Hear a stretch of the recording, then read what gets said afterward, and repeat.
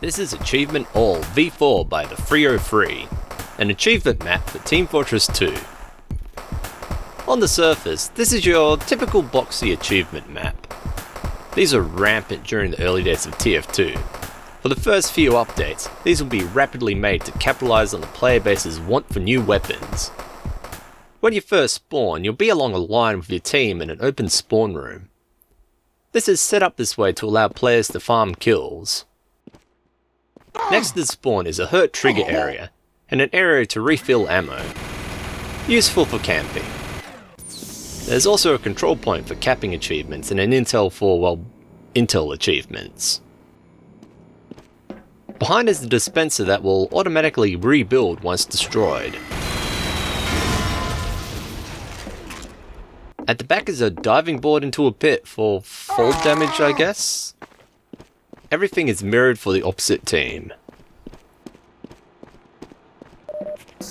In between the spawns is a swimming pool. Now there's a good chance a lot of you know what's coming next, so I'll get straight to it. In the corner of each spawn area next to the resupply locker is an invisible glass box you can break with enough firepower. Next you'll need to be on a server with TF allow play use set to 1, and have a key bound to +use. Most people use the F key. Once the glass breaks, push use on the corner and watch the resulting chaos.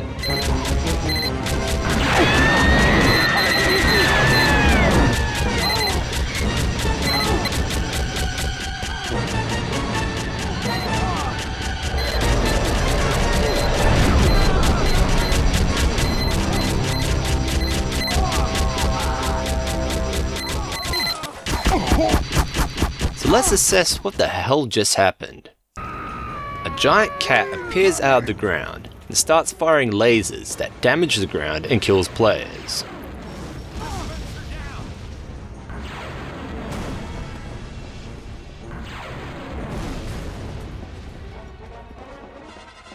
Getting close to the edge of the corners will result in angry cats popping out. These cats are supposed to be representations of this cat from a video called Burgers and Fries, the Stupid Demon Cat. It's also where the cat noises came from. If you're lucky, you'll be targeted by bees that fly out of the cat's mouth. The pool also gets filled up with ichthyosaurs. After a while, the cat charges a mouth laser, and once fired, the screen will turn white until the map is changed or reset. This infamous map got featured in articles by PC Gamer, Kotaku, and other news outlets.